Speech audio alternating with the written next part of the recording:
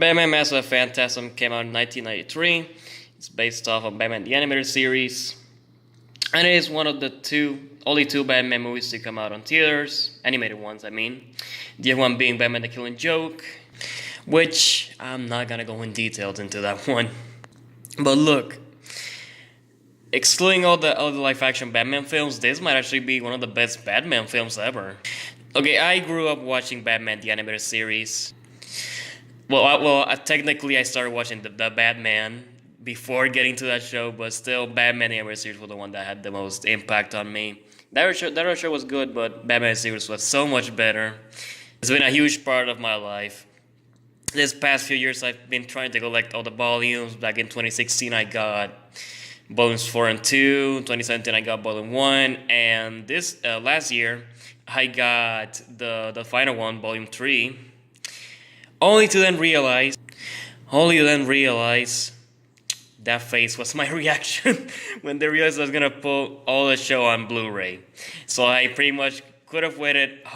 If I would have waited years, I would have gotten the whole show and not gotten all the DVDs separately. Oh well, no turning back now. But yeah, start of my experience with Batman the Animated Series. I love the show. And Mask of the Phantasm. Yeah, and what can I say? It's an awesome movie. Starting with the performances here, voices. Batman himself, voiced by the legendary Kevin Conroy. He is Batman. Period. Best Batman ever. And same thing goes with the Joker. Mark Hamill. Best Joker ever. Those two are the best Batman and Joker. Change my mind. You can't. But yeah, that Batman's film's awesome. Joker, when he starts appearing in the film, cause like that's something you don't expect. When Joker appears in the film, things get real good. He definitely elevates the plot. And he somehow brings a dark humor to the film. Like, this film's supposed to be really serious, and Joker somehow manages to bring some good laughs to the movie. Then we also got our central antagonist himself, too, the Phantasm. What can I say? He's an interesting character. I feel like his story came to a resolution in this film, but just saying, would have loved to see more of this character. It's not necessary, but I would have loved to see more of this character. I love the character. Then you also got Alfred here bringing some funny scenes as well. Like I said, it's a serious film, but Alfred and Joker got some great moments here when it comes to comedy. And this film is just filled with memorable moments. Like, I loved that they go in details on like Bruce's early days, like before he was Batman, he was vigilante. I really thought that was cool. Then you got the moment where he puts on the Batman costume. Just a well-made scene. The music, amazing. Well done scene right there. And of course the movie is filled with twists that I really did love. Because like at the plot of the film, you have Phantasm going after these mafia bosses, and one of them is actually a Joker. I thought that was a well-made twist right there. Like, it's kind of predictable, but the way it's put in the film, it works really well. Also, I like that they went with the Jack Napier alias. Because, like, when it comes to mine, I would think of the 89 film. I know that's appeared in the comics, but I hear Jack Napier, I think of the 89 film. And I like that they went with that instead of the traditional Red Hood storyline with Joker's origins. I thought that was creative. And of course, you also got there are romantic interests for Bruce, romantic character Elena.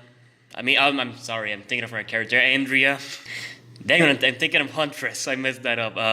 But Andrea Beaumont, such an interesting character right there. And then her character gets better when it's revealed that she's actually a phantasm looking for revenge because the death of her father. Because like that, when you see it for the first time, you're like, wow, that twist right there, just brilliant too. Of course, the film also has some great action scenes. That final scene at the amusement park, that was well done. The chase scene when the police are going after Batman, that was well made too. And of course, who can forget that magnificent ending? Whole amusement park about to blow up, Andrea holding Joker. and as plays go up, Joker starts laughing maniacally as they disappear. Just wow. And of course, the highlights being the animation looks good and the music, the soundtrack, amazing as well. So honestly, I don't have many complaints with this film, which I'm going to give it 5 out of 5 skulls. Yeah, I was trying to find a ghost because the Phantasm character, but I couldn't find anything, so I decided to go for the skull rating instead. Of course, we knew that this wouldn't be the last we've seen of Joker. He did return to the show, and we know that Andrea survived because of the ending.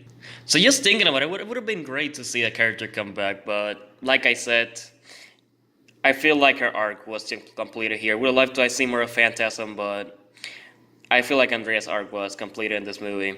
And this film has become popular over the years. Like, the Phantasm character has returned in Justice League Unlimited.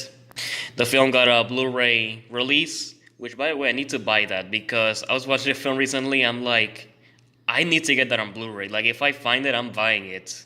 And more recently, the video game Legacy Supervillains. You have Batman the Animated Series DLC, which features a level inspired by Mask of the Phantasm.